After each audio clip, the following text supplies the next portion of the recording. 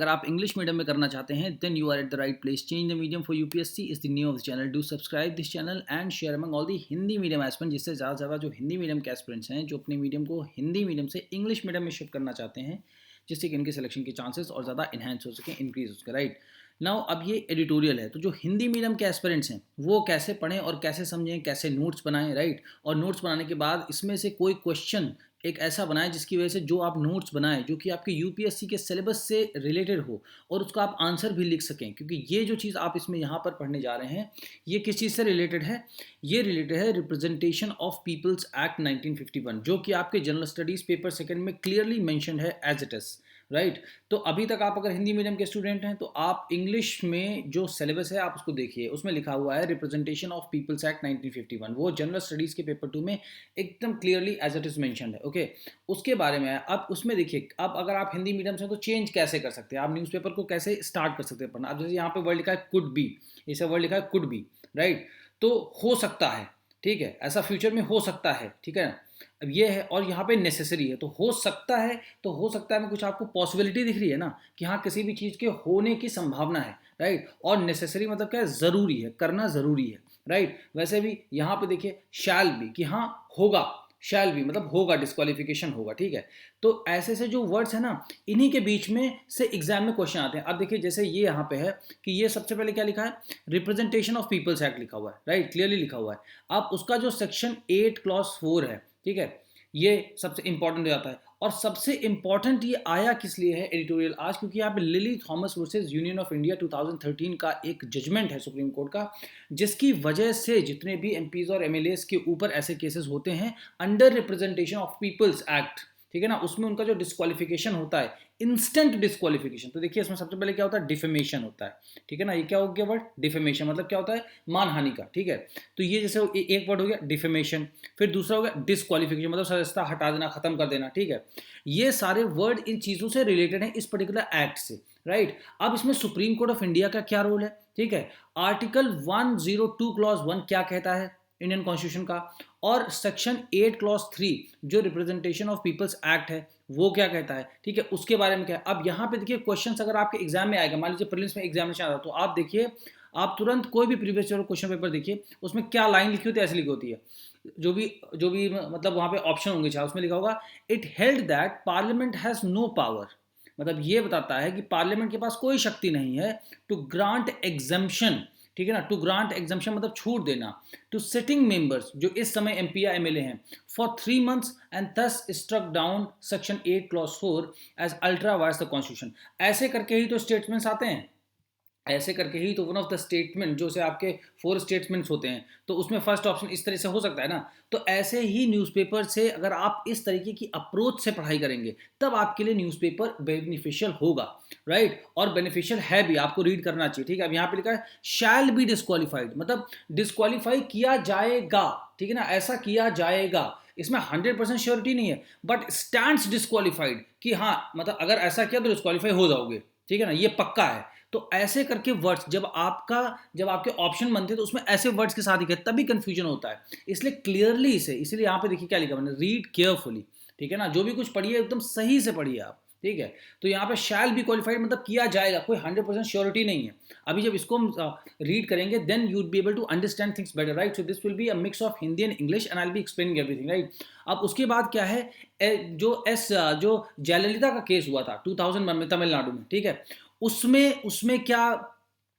क्या आउटकम्स आए थे. ठीक है और उससे पहले इलाहाबाद हाई कोर्ट का इन्हीं चीज़ों में क्या जजमेंट रहा है 1980s में, और 1990s में हिमाचल कोर्ट का क्या जजमेंट रहा है. ठीक है उसके बाद सुप्रीम कोर्ट ने इसको हटाया है जो. ठीक है और आगरा कोर्ट का अभी एक रीसेंट जजमेंट आया है जो कि राम शंकर कठेरिया, ठीक है, उनसे रिलेटेड है. ठीक है और ये सारे के सारे किस चीज़ से रिलेटेड हैं, ये सारे के सारे रिलेटेड हैं हमारे सेक्शन 8 क्लॉज 4 जो रिप्रेजेंटेशन ऑफ पीपल्स एक्ट है उससे संबंधित हैं. तो वो चाहते हैं कि सेक्शन 8 क्लॉज 4 को सुप्रीम कोर्ट ने हटा दिया है तो उसको रिस्टोर करने की बात की जा रही है. राइट तो अब अगर मान लीजिए आपने एडिटोरियल ओपन किया, राइट, तो ये आपका एक एडिटोरियल है ऐसे करके पूरा का पूरा. ठीक है द हिंदू एडिटोरियल. ओके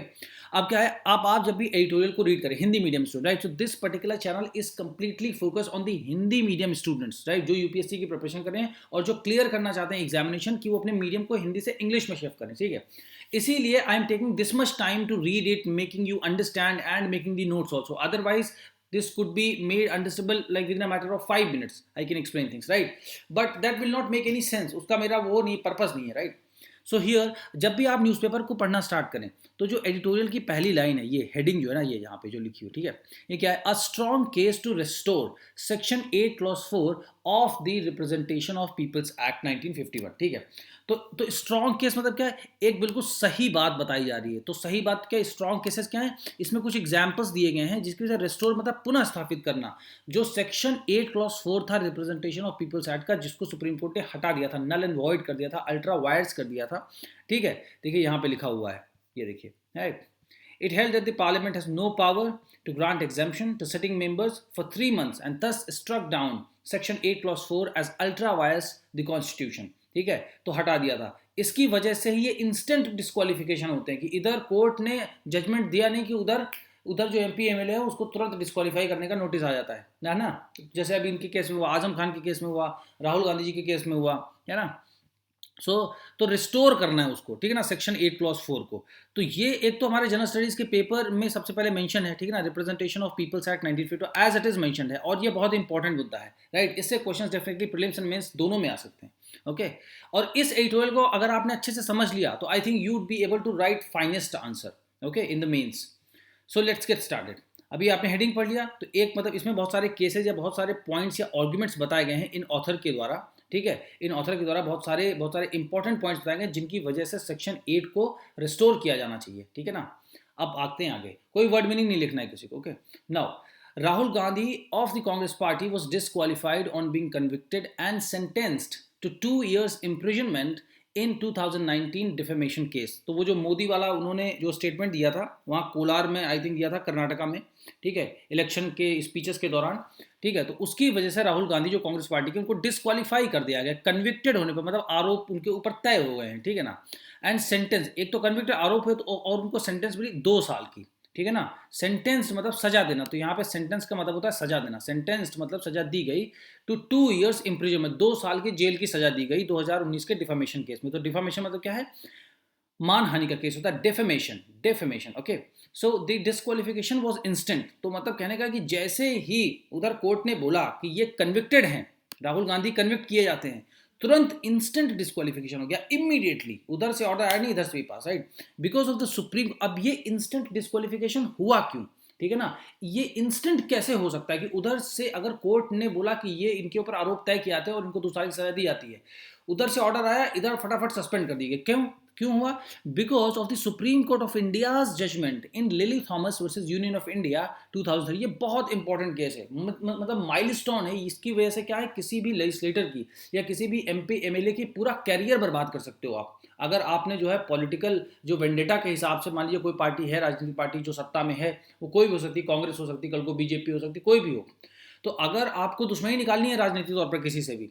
तो फिर आप उस बंदे का करियर खत्म कर सकते हो पूरी तरीके से, मतलब जो है गलत तरीके से, ठीक है।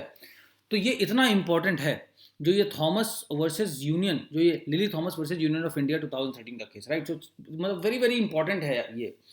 Because of the supreme court of India's judgment in Lily Thomas versus union of India 2013। तो 2013 में ये केस आया, तो इसमें सुप्रीम कोर्ट ऑफ इंडिया का जजमेंट क्या था, right, that we have to see. अब इसमें क्या किया, थ्रू दिस जजमेंट, इस जजमेंट के द्वारा सुप्रीम कोर्ट ने क्या किया, the court invalidated section 8 clause 4, right, जो रिप्रेजेंटेशन ऑफ पीपल्स एक्ट का सेक्शन 8 उसका क्लॉज 4 है, उसको इनवैलिडेट कर दिया, उसको खत्म कर दिया एक हिसाब से, ठीक है, सुप्रीम कोर्ट ने इस जजमेंट में, Lily Thomas versus union of India, okay. यहां से कहानी शुरू होती है, okay, of the representation of people's act 1951 which had allowed. अब ये जब था सेक्शन 8 क्लॉज 4, जो ये सेक्शन 8 क्लॉज 4 जब ये था, तो क्या था इसका मतलब, which had allowed a 3 month time period within which to appeal. अब इसकी वजह से क्या है कि इंस्टेंट डिस्क्वालिफिकेशन नहीं होते थे। अगर आपको अभी से मान लिया राहुल गांधी का हम एग्जांपल लें, तो राहुल गांधी को कन्विक्ट किया गया, और जैसे कन्विक्ट किया गया उसी दिन राहुल गांधी को मतलब उनकी सदस्यता खत्म कर दी गई, उनको मतलब क्या कर दिया गया, डिस्क्वालीफाई कर दिया गया। बट अगर सेक्शन 8 क्लॉज 4 होता तो वो इमीडिएटली नहीं किए जा सकते थे 3 months तक, ठीक है ना, क्योंकि ये जब सेक्शन 8 क्लॉज 4 जो रिप्रेजेंटेशन ऑफ पीपल्स एक्ट 1951 का हिस्सा है, उसमें ये क्लियरली लिखा है, ये अलाउ करता है 3 months टाइम पीरियड, 3 months का पीरियड अलाउ करता है जिसमें आप अपील कर सकते हैं। तो क्या लिखा, disqualification was not to take effect during this period. तो इस 3 महीने के अंदर अंदर डिस्क्वालिफिकेशन इफेक्ट में नहीं लाया जा सकता, मतलब जो संसद है या जो भी रिस्पॉन्सिबल अथॉरिटी है वो डिस्क्वालीफाई नहीं कर सकते हैं। When the appeal is admitted, disqualification would depend on the final outcome of the appeal। तो जब अपील का ऑप्शन आपके पास अवेलेबल है सेक्शन 8 क्लॉज 4 में, ठीक है, तो आपको तब तक डिस्क्वालीफाई नहीं किया जा सकता जब तक आपने जो अपील की है उसका फाइनल आउटकम नहीं आ जाता, उसका फाइनल आउटकम या उसका फाइनल डिसीजन नहीं आ जाता। Right, understood? ओके, सो देखिए कितना इंपॉर्टेंट है ये। तो इसी के बारे में बोला जा रहा है कि ये जो सेक्शन 8 क्लॉज 4 को हटा दिया है, देखिए अब यहाँ पे आपको समझ में आ गया होगा ना, a strong case to restore section 8 clause 4 of the representation of people, इसीलिए इसको रिस्टोर किया जाना चाहिए, फिर से लाया जाना चाहिए। Right, so so thus under the legal provision cited there was no instant disqualification of sitting members of the legislature। तो जैसे कि ये लीगल प्रोविजन था, ठीक है ना, सो इसकी वजह से नो इंस्टेंट डिस्क्वालिफिकेशन, मतलब तुरंत के तुरंत आपको डिस्क्वालिफिकेशन जो sitting members of the legislature हैं, मतलब सिटिंग लेजिस्लेचर, तो सिटिंग मेंबर्स मतलब हो सकते हैं एमपीज भी हो सकते हैं, एमएलएस भी हो सकते हैं। Right, but after the court struck down this provision of the Representation of Peoples Act 1951, according to the opinion of some experts, a sitting legislature is disqualified the moment the court orders conviction and sentence under section 8 clause 3 of the Representation of People Act। तो बताया जा रहा है कि इससे पहले instant disqualification नहीं होता था, लेकिन जब से सुप्रीम कोर्ट ऑफ इंडिया ने इसको हटाया है, जो सेक्शन 8 क्लॉज 4 है उसको जब से हटाया है, तो अब सेक्शन 8 क्लॉज 3 के अंतर्गत जैसे ही आपको कन्विक्ट किया गया और आपको सेंटेंस दी गई, आपको सजा दी गई, इमीडिएटली आपका जो है डिस्क्वालिफिकेशन हो जाता है। ठीक है, so the top court said that article 102 like 102 clause 1 does not create any difference between the sitting member and a candidate so far as disqualification is concerned। तो जो आर्टिकल 102 का क्लॉज 1 है वो ये कहता है कि ये किसी भी तरीके का डिफरेंस नहीं करता है, किसके बीच में नहीं करता है, जो सिटिंग मेंबर्स है, मतलब जो इलेक्टेड एमपी या एमएलए है उसमें, और जो एक कैंडिडेट है जो लड़ेगा उसमें और इसमें, मतलब कोई अंतर नहीं करता है डिस्क्वालीफाई करने के लिए। राइट, ये बताता है आर्टिकल 2, तो ये बहुत इंपॉर्टेंट हो जाता है। राइट, अब क्या है, it held that parliament has no power, Parliament has no power to grant exemption to sitting members for 3 months and thus struck down Section 8 Clause 4 as ultra vires the Constitution। इसीलिए मतलब क्या है कि parliament को बताया कि parliament के पास कोई पावर नहीं है, आर्टिकल 2 में इन्होंने बताया, एक्सप्लेन किया है कि छूट दे दें आप सिटिंग मेंबर्स को, मतलब एमपीज या एमएलएस को आप छूट दे दें, ठीक है, इतनी पावर नहीं है, ये पार्लियामेंट हैज़ नो पावर, इस संबंध में पार्लियामेंट को कोई पावर नहीं है कि वो छूट दे दें, एग्जाम्पशन मतलब छूट देना, जो सिटिंग मेंबर्स हैं उनको आप छूट दे दें फॉर 3 मंथ्स, मतलब 3 महीने के लिए आप उनको छूट नहीं दे सकते कि आप अपील करें, तब तक हम वेट करेंगे, जब अपील का फाइनल आउटकम आ जाएगा तो फिर हम जो है आपके ऊपर एक्शन लेंगे। Right, thus struck down section 8 clause 4 as ultra vires. तो अल्ट्रा वायर्स मतलब विधि शून्य, मतलब कानून के नज़र में जीरो, अब ये कानूनी रूप से अप्लाइड नहीं होगा सेक्शन 8 क्लॉज, इस वजह से सुप्रीम कोर्ट ने इसको हटा दिया। राइट, अब आते हैं क्या है, a case with no sound legal basis. तो यहाँ पे बात की जा रही है जो राहुल गांधी जी का केस है, तो उसका कोई लीगल बेसिस नहीं है, मतलब किसी सही कानूनी आधार पर ये फैसला नहीं दिया गया। क्यों नहीं दिया गया, अब आइए वो देखते हैं। So now only section 8 clause 3, only section 8 clause 3 remains in the act. अभी ये तो हटा दिया, 8 क्लॉज 4 को तो हटा दिया, उसी के बारे में लिखा है, देखिए यहाँ पे कि रेस्टोर करिए इसको, 8 क्लॉज 4 को, ये 8 क्लॉज 4 को रेस्टोर करिए, है ना, सेक्शन 8 क्लॉज 4 को रेस्टोर करिए। अब बचता है 8 क्लॉज 3 रिमेन्स, मतलब रुका हुआ है, बचा हुआ है, ठीक है ना। So now only section 8 clause 3 remains in the act which deals with disqualification of persons convicted, मतलब जिनके ऊपर आरोप मतलब सिद्ध हो जाते हैं, कन्विक्टेड एंड सेंटेंस्ड, और जिनको सजा हो जाती है सेंटेंस टू 2 years इम्प्रिजनमेंट, और जिनको 2 साल की जेल की भी सजा हो जाती है। ठीक है, तो अब इसी एक्ट के अंतर्गत में, मतलब इसी सेक्शन के अंतर्गत अब जो है डिस्क्वालिफिकेशन होता है। ठीक है, so this section simply says that a person who is convicted of an offense and sentenced to imprisonment for not less than 2 years shall be disqualified from the date of conviction। अब देखिए, अब जब आपके exam में आएगा, जैसे ये मान लीजिए प्रीलिम्स में क्वेश्चन आएगा, तो ऐसी स्टेटमेंट बनेगी, उसमें एक में शैल भी लिखा होगा और एक में स्टैंड्स डिस्क्वालीफाइड। अब देखिए इसका अंतर समझते हैं क्या है। दिस सेक्शन, मतलब ये सेक्शन 8 क्लॉज 3, ठीक है, दिस सेक्शन सिंपली, मतलब सामान्य तौर पे ये बताता है, says that a person who is convicted, मतलब जो भी व्यक्ति या एमपी या एमएलए, ठीक है ना, या जो भी कैंडिडेट जिसको भी आरोपित किया गया, जिसके ऊपर आरोप हो गए, पक्के हो गए किसी भी ऑफेंस के, ऑफेंस जो भी उसने मतलब कार्य कारित किया है, वो अगर उसमें साबित हो जाता है, and sentence to imprisonment for not less than 2 years, not less than 2 years मतलब 2 साल से कम की उसको जेल की सजा न दी गई हो अगर, ठीक है, तो फिर ये shall be disqualified from the date of the conviction. तो अगर किसी बंदे को 2 साल से ज्यादा की सजा हो गई, 2 साल या 2 साल से ज्यादा, नॉट लेस देन 2 years, 2 साल से कम ना हो सजा, यह है ना, तो इसका मतलब है चाहे 2 साल की हो या 2 साल से ज्यादा की सजा हो, ये हो गई, और आरोप उसके ऊपर तय हो गए। तो क्या है इसमें लिखा है कि इसी सेक्शन में बताता है कि शैल बी डिस्क्वालीफाइड, मतलब शैल बी मतलब क्या, फ्यूचर में, मतलब होगा, मतलब किया जाएगा, डिस्क्वालीफाइड किया जाएगा, ठीक है ना, from the date of conviction, कि जिस डेट को कन्विक्शन हुआ उस डेट के बाद किया जाएगा उसको, ठीक है। तो एक तो हो गया किया जाएगा फ्यूचर में, तो यहाँ पे 100% गारंटीड नहीं है कि इसमें ऐसा नहीं लिखा कि जैसे ही उसको वो मतलब कन्विक्टेड हो इमीडिएटली करो उसको, मतलब शुड भी होना चाहिए फिर यहाँ पर, है ना, यस, शुड बी डिस्क्वालीफाइड, किया जाना चाहिए, ये होता लाइन यहाँ पे। तो फिर यहाँ पे होता कि ये तुरंत के तुरंत इंस्टेंट जो डिस्क्वालिफिकेशन तब तब सही होता, बट ऐसा तो एक्ट में लैंग्वेज लिखी है, ये शैल बी डिस्क्वालीफाइड, तो इसीलिए शैल बी को मैंने पिंक कलर से किया है, ठीक है। तो शैल बी डिस्क्वालीफाइड, तो किया जाएगा, ये हो गया। इसीलिए reading carefully is very very important for all the Hindi medium aspirants, right. You just read and slowly you will be able to understand. And now it does not say that such a person stands disqualified, लेकिन ये section 8 clause 3 ये नहीं कहता है, ये नहीं कहता, it does not say that, ये नहीं कहता कि ऐसे व्यक्ति को, मतलब ऐसा व्यक्ति स्टैंड डिस्क्वालीफाइड, कि वो तुरंत के तुरंत डिस्क्वालीफाइड हो जाएगा, ठीक है ना। तो यहाँ पे स्टेटमेंट जो है, मतलब स्टैंड जो ये 100% श्योरिटी दिखाती है, यहाँ पे शैल बी डिस्क्वालीफाइड 100% श्योरिटी नहीं दिखा रही है, right, from the date of conviction, कि जिस दिन हुआ उसी दिन उसको, मतलब जो उसी दिन से वो डिस्क्वालीफाई, ऐसा लिखा नहीं है, राइट। तो अब इसमें जो है कुछ अमेंडमेंट्स की भी आवश्यकता होगी फ्यूचर में, राइट। तो अभी जब देखिए स्कोप है किसी पर्टिकुलर जो टॉपिक यूपीएससी में मेंशन है आपके सिलेबस में, तो उसमें फ्यूचर में अगर कोई स्कोप है और वो आपके सिलेबस में डायरेक्टली मेंशन है, तो आपको पढ़ना जरूरी हो जाता है वो, okay. So there is no ground, indeed मतलब वास्तव में या सच में, so there is no ground मतलब कोई ऐसा जगह नहीं है, so there is no ground indeed to conclude that the disqualification takes place the moment the court pronounces a person guilty. तो बता रहे हैं ऐसा कोई ग्राउंड नहीं है, मतलब ऐसा कोई आर्टिकल में या सेक्शन में कहीं लिखा नहीं है कि जैसे ही कोर्ट किसी पर्सन के लिए मतलब प्रोनाउंस मतलब सजा सुनाएगा, ठीक है ना, कि मतलब सुनाना या बताना किसी चीज को, ठीक है ना, कोर्ट प्रोनाउंसेस, जैसे ही कोर्ट बताएगा कि ये व्यक्ति जो है गिल्टी है या आरोपी है, उसी वक्त उसका डिस्क्वालिफिकेशन हो जाएगा, ऐसा कहीं भी नहीं लिखा हुआ है, ठीक है, ये बिल्कुल क्लियर बात है। The only condition is that such a person shall be disqualified from the date of conviction, ठीक है। द ओनली कंडीशन, एक ही शर्त है केवल, कि वो व्यक्ति शैल बी डिस्क्वालिफाइड, तो शैल बी मतलब होता है शैल बी या विल बी, मतलब किया जाएगा, 100% नहीं,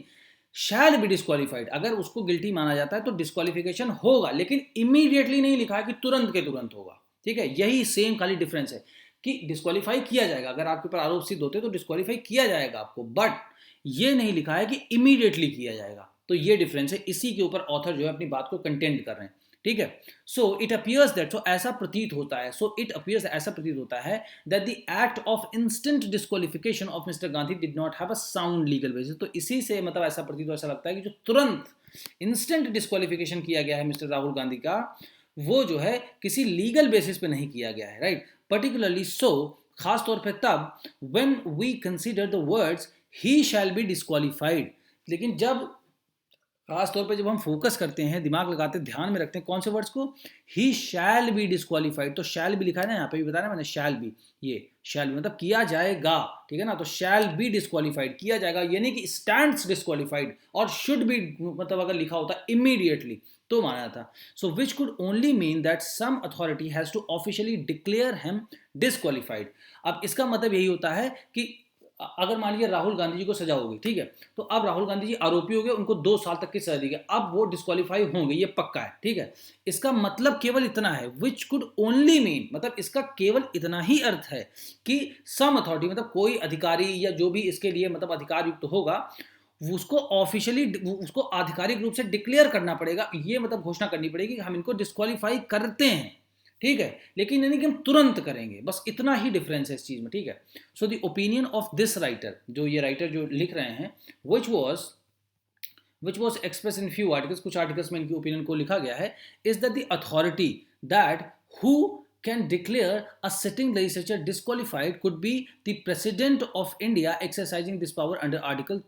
103, राइट। अब इन्होंने बताया गया कि ये जो अथॉरिटी होनी चाहिए, मतलब कौन, अभी जैसे यहाँ पर देखिए लिखा है ना कि there has to be some authority, क्या लिखा है, सम अथॉरिटी, ये लिखा है हाँ ठीक है, there has to be some authority. तो अथॉरिटी मतलब कोई अधिकारी या कोई अधिकार संपन्न ऐसा व्यक्ति हो, ठीक है ना, संवैधानिक रूप से, जो कि ये डिक्लेयर करे, ये एक हिसाब से ये घोषणा करे कि आपको डिस्क्वालीफाई किया जाता है, आपकी सदस्यता समाप्त की जाती है, ठीक है। तो वो अथॉरिटी कौन होगी, वो अथॉरिटी होंगी प्रेसिडेंट ऑफ इंडिया, ठीक है ना। Is that the authority that who can मतलब कौन कर सकता, who can declare a sitting legislator, जो एमपी है या एमएलए है उसको कौन डिस्क्वालीफाई कर सकता है, कुड बी। तो कुड बी मतलब क्या है, हो सकता है, could be the president of India, मतलब ये नहीं कि should be the president of India. अगर शुड बी होता तो प्रेसिडेंट ऑफ इंडिया ही इस पावर को यूज करके उसको डिस्क्वालीफाई करते, बट कुड बी तो मतलब ठीक है, बहुत सारे हैं उनमें से कुड बी मतलब प्रेसिडेंट ऑफ इंडिया हो सकते हैं, ठीक है ना। So could be president of India exercising this power under article 103, ठीक है। तो जनरली ये होता है कि अंडर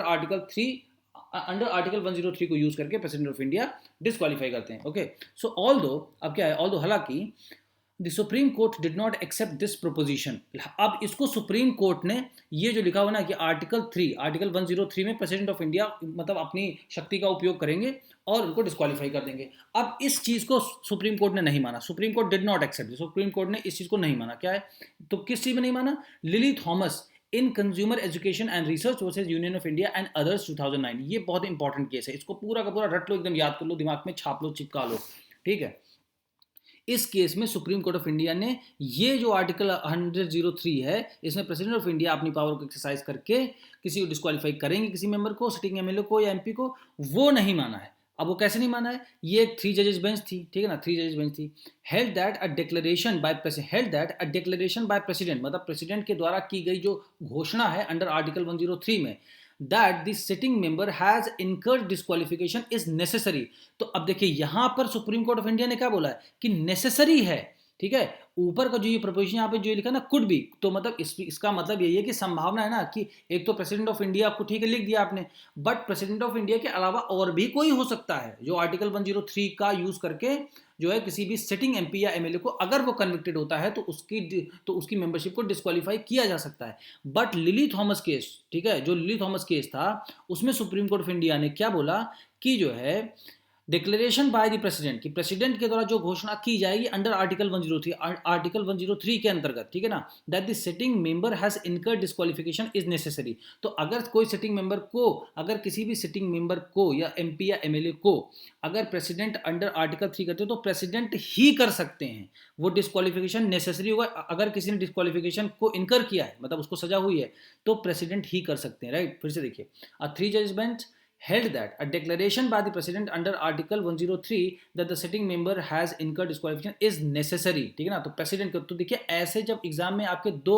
अगर स्टेटमेंट आते, एक में कुड भी लिखा हो और एक में नेसेसरी लिखा हो, ठीक है, तो इसीलिए reading is very very important and understanding the importance of these words are also because very very important, right. So thus the scheme of section 8 clause 3 seems to be that when a sitting member is convicted and sentenced to imprisonment for 2 years or more, he shall be disqualified with effect from the date of conviction, ठीक है ना। अब इसका मतलब क्या है, जो section 8 clause 3 है उसमें seems to be, ऐसा प्रतीत होता है, ऐसे ही देखिए एग्जामिनेशन में ऐसे ही चीजें लिख के आती हैं। आप जितने प्रीवियस के क्वेश्चन पेपर हैं उसमें देखिए आपको यही वर्डिंग्स मिलेंगे ज़्यादातर, ठीक है। जो सेक्शन 8 clause 3 है, seems to be, ऐसा प्रतीत होता है that when a sitting member is convicted, ठीक है ना, कि जैसे सिटिंग मेंबर क्या है, जो एमपीज एमएलएज हैं, ठीक है ना, इलेक्टेड हैं ऑलरेडी, वो एमपी हैं या एमएलए हैं, ठीक है। सिटिंग मेंबर इज जब उसके ऊपर आरोप सिद्ध हो जाते हैं, इज कन्विक्टेड एंड सेंटेंस्ड, और उसको सजा हो जाती है 2 साल या उससे ज्यादा की, तो ही शैल बी डिस्क्वालीफाइड, मतलब उसको डिस्क्वालीफाई किया जाएगा with effect from the date of conviction,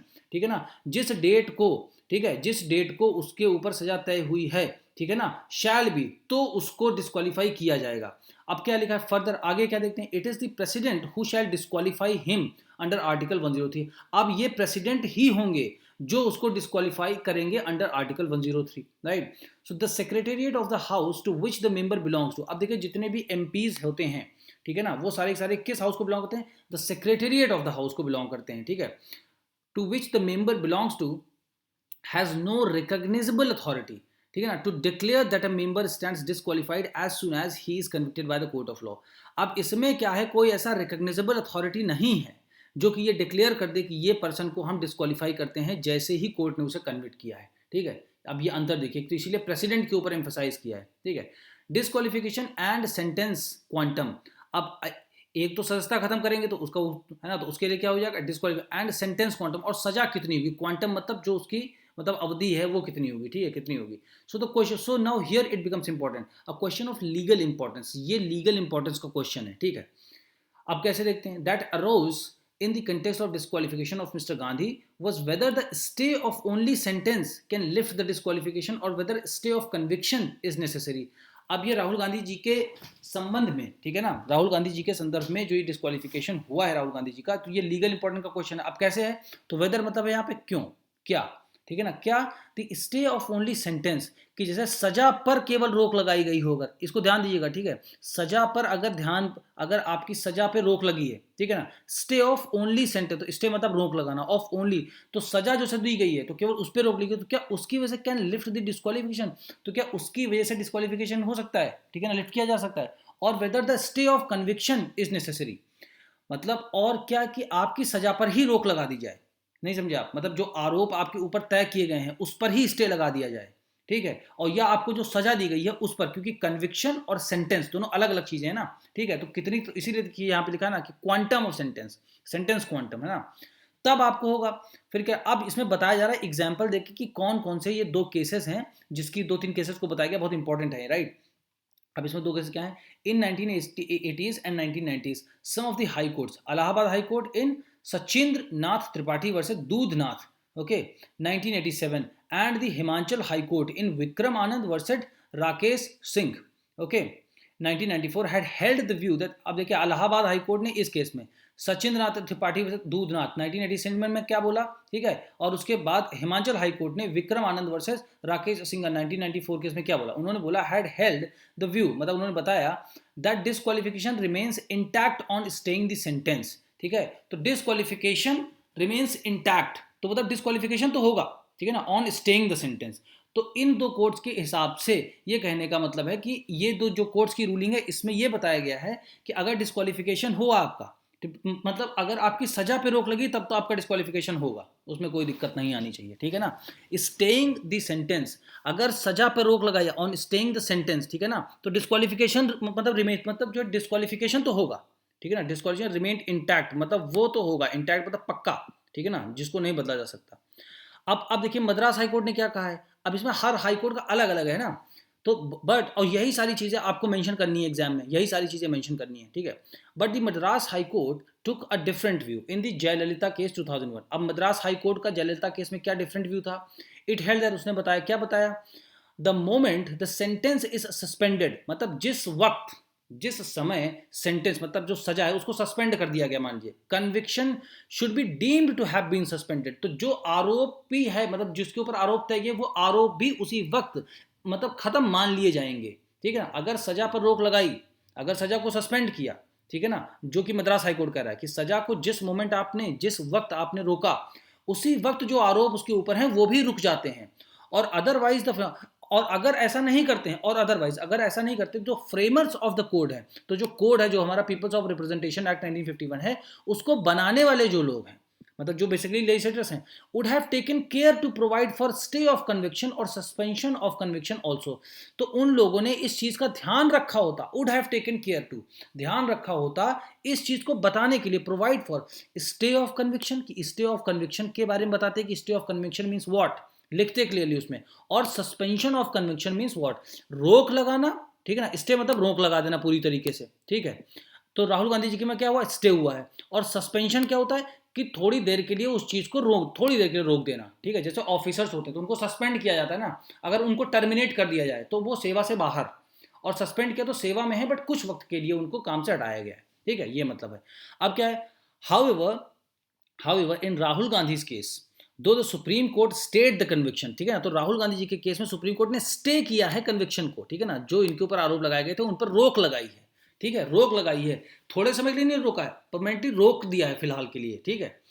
It did not express any opinion on the question of whether a stay of conviction is also necessary or suspending the disqualification, और उन्होंने कोई इस पे opinion नहीं दिया इस प्रश्न पे कि क्या stay of conviction is also necessary, कि जो कन्विक्शन है, जो आरोप उनके ऊपर तय गए उस पर रोक लगाना क्या जरूरी भी है, या सस्पेंशन और ऑन सस्पेंडिंग द डिस्क्वालिफिकेशन, ठीक है ना। तो इस बिल्कुल बिल्कुल साफ क्लियरली यहाँ पे आपको 3-4 ये एग्जांपल देने बहुत इंपॉर्टेंट है, राइट। तो आप इनको लिख करके आप अच्छे से वीव कर सकते हैं अपने आंसर्स को, right. It must be remembered that disqualification arises only when the sentence is imprisonment for 2 or more years. अब ये चीज़ याद रखी जानी चाहिए, इट मस्ट बी रिमेंबर्ड, इस चीज़ को याद रखा जाना चाहिए, इस चीज़ को दिमाग में रखना चाहिए, ये मतलब होता है हिंदी मीडियम एस्पिरेंट्स को लिखने से, it must be remembered that, इस चीज़ को दिमाग में रखा जाना चाहिए, ठीक है ना। यहाँ मस्ट का मतलब होता है चाहिए। दैट डिसक्वालिफिकेशन, अगर आप सदस्यता हटाते हैं किसी की, तो मतलब सदस्यता हटाने का क्वेश्चन कब आता है, only when the sentence is imprisonment, जो सजा है, सेंटेंस मतलब सजा, ठीक है, जो सजा है वो जेल की होनी चाहिए और 2 या 2 साल से अधिक की होनी चाहिए, तभी आप डिस्क्वालीफाई करने की सोचते हैं, ठीक है, तभी होता है।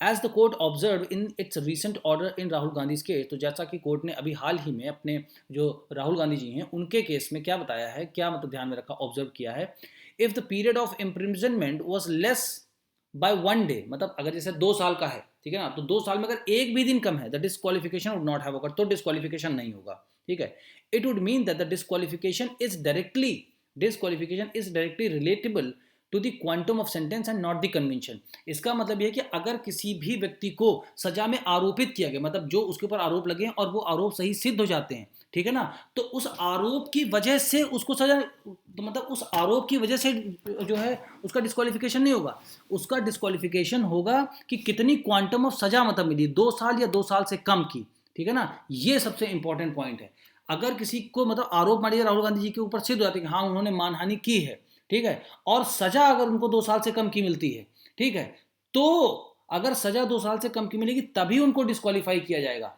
लेकिन अगर उनको मान लीजिए आरोप सिद्ध हो गए कि हाँ आपने डिफेमेशन किया है, मानहानि की है, और सजा उनको 2 साल से कम की दी जाती, तो वो डिस्क्वालीफाई नहीं हो सकते हैं, ठीक है। तो इसका मतलब जो कन्विक्शन है ना, मतलब आरोप सिद्ध हो गए तो आप डिस्क्वालीफाई नहीं होंगे, लेकिन सजा अगर आपको मिल गई 2 साल से ज्यादा की तो आप पक्का डिस्क्वालीफाई, यही अंतर है, ठीक है।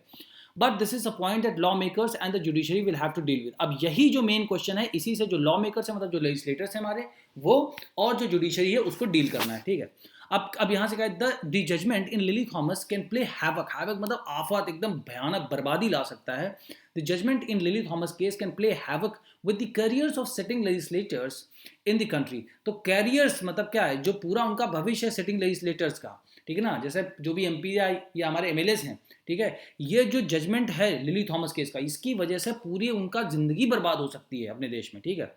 अब क्या है, instant disqualification on conviction and sentence will upset their entire legislative career without giving them breathing space, because the court in general have a very dilatory system in dealing with appeals, revisions and such. तो उन्होंने बताया कि ये जो मतलब convictions होती हैं और इंस्टेंट जो मतलब तत्काल, जैसे ही कोर्ट ने ऑर्डर किया कि आप कन्विक्टेड हैं 2 साल ज़्यादा से ज़्यादा, इमीडिएटली उनको डिस्क्वालीफाई कर रहे हैं, उसको बोलते हैं इंस्टेंट डिस्क्वालिफिकेशन ऑन कन्विक्शन, आरोप मतलब तय होने पर, और जो सजा उनको मिलती है उसकी वजह से क्या हो जाएगा, पूरा एंटायर लेजिस्लेटिव करियर जो उनका है, जो उनका पूरा जो मतलब जितने भी राजनेता हैं, जितने भी नेता हैं, उनका जो पूरा करियर है वो खत्म हो जाएगा, क्योंकि उनके पास कोई जगह नहीं बचती है, मतलब they have no breathing space. क्योंकि जो जो हमारे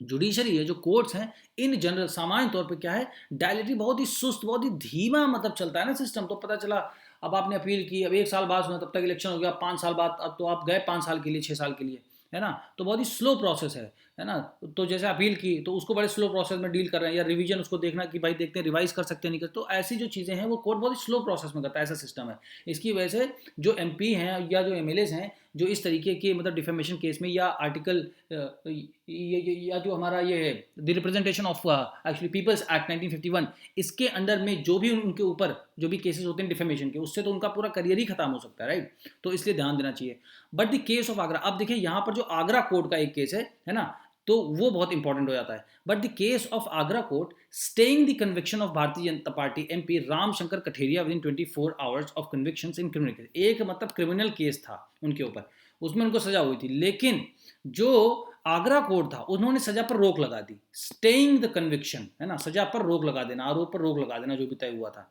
वो भारतीय जनता पार्टी के एमपी हैं, उनका नाम है रामशंकर कठेरिया, 24 घंटे के अंदर रोक लगा दी, जबकि वो क्रिमिनल केस था। Thus saving his house membership is one of the rarest exceptions, मतलब बहुत ही बड़ा अपवाद है एक हिसाब से, ये बहुत ही मतलब शायद ही आपको ऐसा देखने को मिले, ठीक है। तो जिसकी वजह से सेविंग हिज हाउस मेंबरशिप, इसकी वजह से उनकी मेंबरशिप बच गई, सदस्यता बच गई, वो डिस्क्वालीफाई नहीं हुए, राइट। अब क्या है, it is heartening okay, it is heartening मतलब बहुत ही खुशी का विषय है, इट इज हार्टनिंग दैट मतलब बहुत ही खुशी की बात है that a court like the Agra session court, अब देखिए हाई कोर्ट भी नहीं है ये, ना सुप्रीम कोर्ट है, सेशन कोर्ट है, छोटा कोर्ट है, ठीक है। Agra session court exist in our country, मतलब ये बहुत ही खुशी की बात है कि आगरा जैसे सेशन कोर्ट भी हमारे देश में एग्जिस्ट करते हैं। But the issue of instant disqualification needs to be addressed urgently, ठीक है ना, as it may affect the career of legislator. तो जो इंस्टेंट डिस्क्वालिफिकेशन का इशू है उसको तुरंत एड्रेस करने की आवश्यकता है, सबसे ज़्यादा प्रायोरिटी पे, अर्जेंटली, ठीक है ना, क्योंकि ये जो है करियर खराब कर सकता है लेजिस्लेटर्स का। ओके, सो दस उसका क्या था, सुप्रीम, अब ये सबसे इंपॉर्टेंट है पैराग्राफ, सबसे मोस्ट इंपॉर्टेंट पैराग्राफ यही है। The supreme court struck down section 8 clause 4 on the ground, किस आधार पर सुप्रीम कोर्ट ने सेक्शन 8 क्लॉज 4 को हटाया, क्या हटाया, that parliament has no power, कि पार्लियामेंट के पास कोई शक्ति नहीं है to provide for a special dispensation, मतलब अपनी ड्यूटीज को डिस्चार्ज करने के लिए ऐसी स्पेशल कोई उनके पास पावर नहीं है फॉर कन्विक्टेड लेजिस्लेचर्स, कि जो लेजिस्लेचर एमपीज या एमएलएस हैं, है ना, बेसिकली एमपीज जो हैं वो जो आरोपित किए गए हैं, because article 102 clause 1 does not permit such difference, क्योंकि आर्टिकल 102 के अंदर ही वो करते हैं, आर्टिकल 102 क्लॉज 1 के अंदर ही करता है पार्लियामेंट को, तो वो इसको ये परमिट नहीं करता है आर्टिकल 102 क्लॉज 1 कि वो कोई डिफरेंशिएशन नहीं कर सकते हैं बिटवीन किसके बीच में, देम मतलब एंड द कैंडिडेट्स, मतलब जो एमपीज हैं और जो कैंडिडेट हैं, ठीक है ना, जो कैंडिडेट अभी लड़ने वाले उनके ऊपर और जो ऑलरेडी एमपी हैं उनमें कोई डिफरेंशिएशन नहीं कर सकते आप, ठीक है ना, ये आपको परमिट नहीं करते, ठीक है, इसलिए उन्होंने इस ग्राउंड पे हटा दिया सेक्शन 8 क्लॉज 4 को, ठीक है। यही सबसे इंपॉर्टेंट, यही मेन मुद्दा, अगर ये होता तो ये डिस्क्वालिफिकेशन इंस्टेंट होते ही नहीं, ठीक है, इंस्टेंट होते ही नहीं, क्योंकि इनमें 3 मंथ्स का पीरियड दिया गया है, देखिए यहाँ पे लिखा हुआ है 3 मंथ्स का पीरियड इसमें दिया गया है, ठीक है, ये देखिए यहाँ पे सेक्शन 8 क्लॉज 4 है ना, अब क्या लिखा है, was not to take effect during this period, तो क्योंकि 3 महीने जब तक आप अपील करते हैं तब तक तो आपका डिस्क्वालिफिकेशन हो ही नहीं सकता है, राइट, तो इसको हटाए, इसीलिए ये सबसे ज़्यादा ज़रूरी है, ठीक है। अब क्या दूसरा पॉइंट क्या है, बट सो फार है, लेकिन अभी तक डिफरेंशिएशन, बट मतलब अभी तक अगर हम देखेंगे जिस तरीके से ये डिफरेंशिएशन, मतलब कि एक जो कैंडिडेट है और जो सिटिंग एमपी है, ठीक है, उसमें क्या अंतर है, तो उसको बताने की जो डेफिनेशन वो अभी तक कैसी है, वो ये है कि the constitution in fact permits it under article 103 which provides that in case of sitting legislatures the question of disqualification under article 102 clause 1 which will be decided by the president, ठीक है। अब यह बताया जा रहा है कि अभी तक ये जिस तरीके से होता रहा है कि कॉन्स्टिट्यूशन मतलब एक तरीके से परमिट करता है, एक तरीके से अधिकार देता है अंडर आर्टिकल 103 में, अब जो आर्टिकल 103 वो क्या बताता है कि अगर सिटिंग एमपी है, अगर वो सिटिंग लेजिस्लेटर है, तो उसका जो डिस्क्वालिफिकेशन होगा वो आर्टिकल 102 क्लॉज 1 के हिसाब से होगा, वो डिसाइड करेगा कौन, will be decided by the president, तो प्रेसिडेंट उसको डिसाइड करेंगे, राइट, तो president, it will be decided by the president, so perhaps संभवतः अ सूटेबल अमेंडमेंट, तो अब इन्हीं दो चीजों में कॉन्ट्रडिक्शन है थोड़ा सा, ठीक है। तो अब क्या है, यहाँ बता रहे हैं ऑथर कि a suitable amendment can be made, मतलब जो एक जरूरी यहाँ पर अमेंडमेंट हो उसको किया जाना चाहिए इन आर्टिकल 102, ठीक है ना, जो आर्टिकल 102 है उसमें एक अमेंडमेंट किया जाना चाहिए जिसकी वजह से to enable parliament to restore the invalidated section 8 clause 4, कि जिसकी वजह से पार्लियामेंट के पास शक्ति आए और वो सेक्शन 8 क्लॉज 4 को जो इनवैलिडेट कर दिया गया सुप्रीम कोर्ट के द्वारा, है ना, जो थॉमस लिली जो मतलब केस है, लिली थॉमस का केस, उसमें जो कर दिया गया है, तो उसमें फिर से उसको रिस्टोर कर सके, राइट, जिससे इंस्टेंट मतलब जो डिस्क्वालिफिकेशन है उनमें रोक लग सके, राइट। अब क्या है, नो क्वालिटेटिव चेंज, अब कोई मतलब इसमें सही से चेंज हुआ नहीं, क्या क्या नहीं हुआ, देखिए in fact the judgment in Lily Thomas has not resulted in any perceptible qualitative changes in the criminal proclivity of politicians, मतलब जो ये लिली थॉमस वाला केस है, आप इसमें क्या है देखिए, अब इसका एक पॉजिटिव भी देखिए, जो सुप्रीम कोर्ट ने किया होगा सोच समझ के किया होगा कि अगर वो सेक्शन 8 क्लॉज 4 को अगर हटा देते हैं, ठीक है, अब इससे क्या होगा, इंस्टेंट डिस्क्वालिफिकेशन होगा, तो इसकी वजह से सुप्रीम कोर्ट ने सोचा होगा, ऐसा मेरा मानना है, सोचा होगा कि अगर हम किसी को इंस्टेंटली मतलब डिस्क्वालीफाई कर देंगे, जैसे सजा हुई वो तुरंत डिस्क्वालीफाई हो जाएगा, तो इसका मतलब जो भी जितने भी एमपीज हैं, एमएलएस हैं, या जो भी कैंडिडेट्स हैं जो इलेक्शन मतलब कंटेस्ट कर रहे हैं, या जो सिटिंग एमपी एमएलएस हैं, वो कभी भी ऐसी गलत भाषा का प्रयोग नहीं करेंगे या ऐसा काम नहीं करेंगे, क्योंकि उनको ये डर रहेगा कि अगर मैंने किया और आरोप सिद्ध होगा तो मैं तुरंत डिस्क्वालीफाई हो जाऊंगा, मेरा करियर बर्बाद हो जाएगा, राइट। तो परसिप्टेबल मतलब कोई भी ऐसे क्वालिटेटिव चेंज आया नहीं, और प्रोक्लिविटी, तो जिसकी वजह से जो क्रिमिनल प्रोक्लिविटी ऑफ पॉलिटिशियंस है, मतलब जो नेता हैं जो उनके अंदर क्रिमिनल काम करने की जो इच्छा होती है ना, जो प्रोक्लिविटी जो इच्छा होती है वो अभी भी कम नहीं हुई, इतना ज़्यादा डर होने के बाद मतलब जो सेक्शन 8 क्लॉज 4 उसको हटा दिया गया, उसके बाद भी किसी भी तरीके की कोई रोक नहीं लगी है, ठीक है। तो मतलब सुप्रीम कोर्ट का ये एफर्ट बेकार गया, क्योंकि अब देखिए ये लोग डर नहीं रहे, क्यों नहीं डरते, politicians belonging to the powerful ruling dispensation at the particular time may be able to get a conviction state within a few hours। अब भाई जो सत्ता पार्टी में है इस वक्त, जो पार्टी सत्ता में है तो उसके जो लोग हैं वो तो अपने जो है वो स्टे करवा लेते हैं with in matter of 24 hours, वो स्टे करा लेते हैं अपनी कन्विक्शन को, ठीक है। अब ये तो खैर मतलब पॉलिटिकल बात है, बट हो तो रहा है सामने, हम लोग देख रहे हैं, right. Thus saving themselves from instant disqualify. अब अगर स्टे लगा दिया तो तो आपका इंस्टेंट डिस्क्वालिफिकेशन नहीं होगा, but others will have to wait like mister Gandhi had to for 4 months। लेकिन और लोग हैं जो सत्ता पार्टी से संबंध नहीं रखते हैं, जैसे राहुल गांधी जी हैं, तो उनको 4 महीने इंतजार करना पड़ा, ठीक है ना, for the intervention of the supreme court, कि सुप्रीम कोर्ट उसमें इंटरवीन करे, right, just to get stay on the convention. केवल अपनी जो मतलब सजा उस पर रोक लगवाने के लिए 4 महीने लग गए, ठीक है, इन अ डिफेमेशन केस, जो कि मतलब जो है डिफेमेशन केस में, और जो डिफेमेशन केस होता है वो नॉन कॉग्निजेबल होता है, मतलब उसको स्वतः संज्ञान नहीं लिया जाता है, ठीक है, इतना इंपॉर्टेंट नहीं होता है, और बेलेबल भी होता है, उसमें आपको तुरंत बेल भी मिल जाती है। This and other cases show that section 8 clause 4, अब ये जो राहुल गांधी जी का केस है और जो अदर केसेस हैं वो ये दिखाते हैं कि section 8 clause 4 needs to be restored, कि इसको रिस्टोर करने जाने की आवश्यकता है, जिसकी वजह से इंस्टेंट डिस्क्वालिफिकेशन पे इमीडिएटली रोक लग सके, right, and protected constitutionally in order to protect the careers of India's legislators from abrupt conversions caused by the court orders which are given in the words of the supreme court without any application mind. तो जो राहुल गांधी जी का हुआ है उसमें supreme court ने बोला कि without any application of mind ये सजा दी गई है, ऐसा सुप्रीम कोर्ट ने क्लियरली बोला है और स्टे लगा दिया, ठीक है। तो इसको रिस्टोर किया जाना चाहिए, जिसकी वजह से जो करियर्स हैं इंडिया के लेजिस्लेटर्स के, ठीक है ना, उनको जो है सेव किया जाएगा, जो मतलब अचानक से मतलब एब्रप्ट कन्वर्जेंस, मतलब अचानक से उन पर रोक ना लग जाए, ठीक है ना, और कॉज्ड बाय द जो भी कोर्ट ऑर्डर, तो इस तरीके के कोर्ट्स ऑर्डर को भी रोका जा सके, जो कि सुप्रीम कोर्ट ने बोला है कि without any application of mind उन्होंने अप्लाई किया, राइट। तो ये आपका एडिटोरियल है। अब ये आपके लिए बहुत इंपॉर्टेंट है, तो आप इसको रीड करिए 2-3 बार, राइट। और ये वर्ड्स जो इंपॉर्टेंस बताए मैंने कि कैसे कैसे आपको वर्ड्स को समझना है, ऐसे ही एग्जामिनेशन में you'd be able to understand and identify and differentiate कि क्या करेक्ट है क्या नहीं करेक्ट है, right. That is when you'd be able to mark the correct answer, right, and your actually efficiency will increase, right, the moment you'll be able to understand these things clearly, so efficiency will improve, so accuracy will also get improved, right। So मिलते हैं आपसे next video में।